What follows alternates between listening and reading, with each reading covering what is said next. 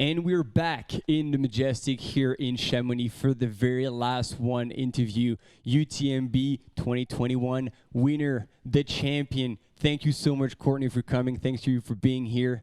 And congratulations, I believe, is in order. Thank you. The last one of the day. Yes, yes. Save the best for last, as they say. Uh-oh. Donc voilà, je me retrouve avec Courtney DAUWALTER, la vainqueur de l'édition 2021 de cette UTMB. C'est sa deuxième victoire, si on s'en souvient, en 2019, elle était déjà venue, elle avait déjà remporté cette course. On va commencer par des images de la course d'hier et puis de savoir un peu comment Courtney les a vécues. Right. Donc, I'm going to roll with the images and let you feed us in on how it felt and how it went. All right, roll it.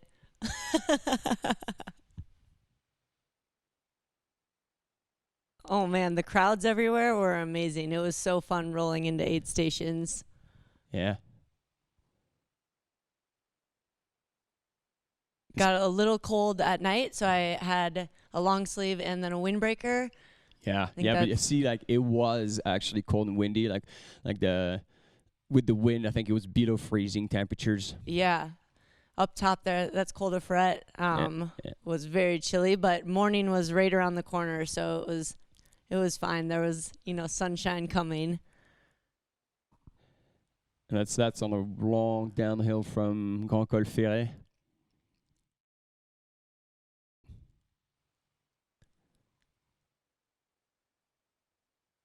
Had a DAUWALTER scene there, I think, and I was still feeling really good and able to navigate the downhills just fine. And that's actually Col de la Forclaz. So yeah, there we go. Now you're getting, I believe, right after Col de la Forclaz. Oh, I loved that bridge. Yeah. That was so cool. And you're like waving at the helicopter. Yeah. Oh, it felt like so crazy to have a helicopter just hovering there next to you. Yeah, it must be something. And then again, we've seen the rituals that you have. My husband nailed it on the crewing. Oh yeah. Very thankful that he was here to take part in all of it. We'll get back to this. We did notice a few things that were really, really good, and I want to talk about it as well. From the crewing? Yes. Yeah. Yes. Oh, he's a master at it. Oh, and then getting to the finish line. Thank you all for coming out to it. It was so special. My legs were so tired. Well, you made it look easy. And Francois admitted that his legs were actually really tired very, very early on, and he just had to play mentally against it and just let it flow, let it go. But yeah, there you go. And then going back at Victory Lab, you do love this crowd. The energy in town is just incredible. It's like nothing else. Yeah. So I was trying to savor it as much as possible, soak in all the sights and the sounds and everything about it because, it's so cool that all these people are here connected by the sport of ultra running. Yeah, very true, very true. And good weather also helped. You said it was cold at night, but essentially during the day and even during the night, it was never too miserable. And so, I don't know, maybe that was a contributing factor, but we know that you ran a much stronger race this time compared to 2019. Finishing time shows you broke your own course record by over 2 hours. And so that was quite incredible to watch and very inspiring. I'd like to come back to a few things and talking about the crowing. First, your rituals. Now, first time we saw that, I was like, what is going on? Eye drops, brushing your teeth, who is that? What is happening? So we do know now the rationale behind it, and it makes total sense. That is a very functional thing to do with your eyes to keep them good because you've had issues in the past and you just cannot afford for them to shut down again. And then brushing your teeth was one of these small things that work for the mind. For people, it's no, you're not worried about having something stuck in your teeth for the camera. And you were explaining that, no, I do feel great after this. And it's just one of these small mental things that just bring happiness. Is there anything else, whether we can see it, whether you do it, or whether it's happening on the inside, that contributes to keep you going or to keep you pumped up? So for sure, just having a routine at aid stations is helpful. Then, you can leave the aid station and feel like you checked all the boxes, you nailed it because you have this routine that you do every time. So things like the eye drops or a refreshing, quick toothbrush or face wipe or just anything to make you feel a little more human for a second and like you're fresh and ready to go.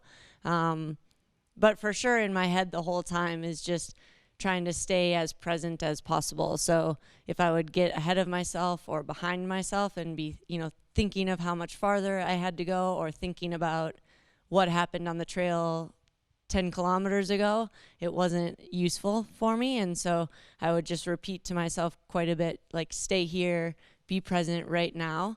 And I think it keeps you grounded and also it keeps you moving forward because all you have is that one step in front of you. Wow, very interesting. I like it. Like it's a little bit like a meditation. Like the minute your mind wanders, you just bring it back to the moment. Yeah. So we see that again, and then like your husband playing a big role in all these aid stations, and we had this moment. It's not necessarily a question, but it's more like when you left the last aid station in Valorcine. As you said, you had your routine. It's functional. You're tuned in.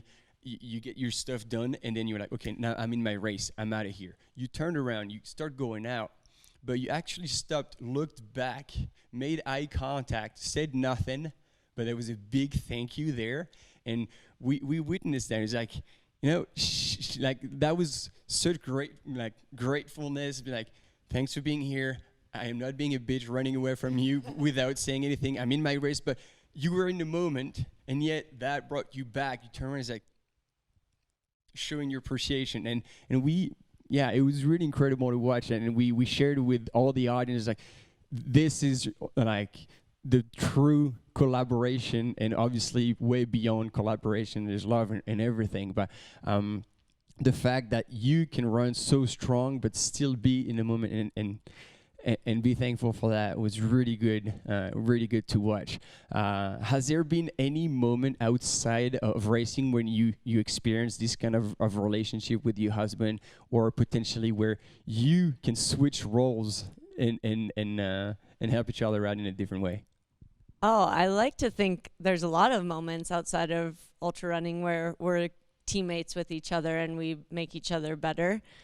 For sure, I view ultra running as a team sport, and he is part of that team. So it's my legs and my feet that cover the miles, but he's part of it as well. And every finish line has been with the help and support of him being there. So I feel really lucky that he loves it and that he's really good at it. That definitely is helpful.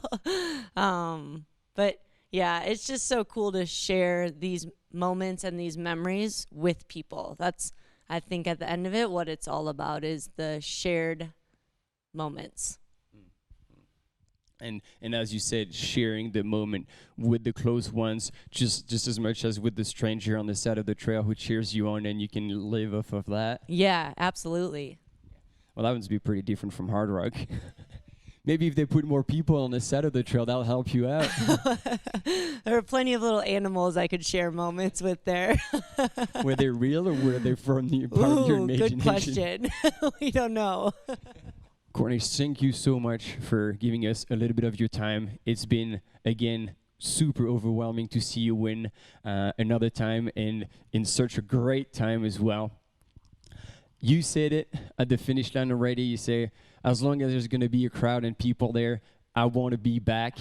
So can we expect to see you back out here? I love it here, so I hope so. Beautiful. Thank you so much. Merci beaucoup. Thank you.